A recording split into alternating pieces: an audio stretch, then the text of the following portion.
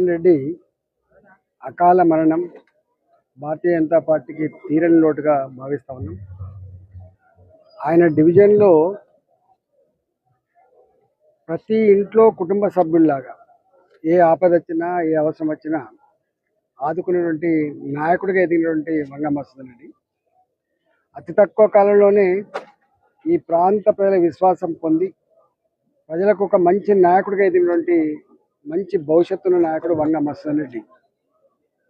నాకు తక్కువ పరిచయం ఉన్నప్పటికీ కూడా అతి తక్కువ కాలంలో అతి ఎక్కువ సంబంధం కలిగి అతి ప్రేమను చూరగొన్నోడు వంగ మధుసూదన్ రెడ్డి.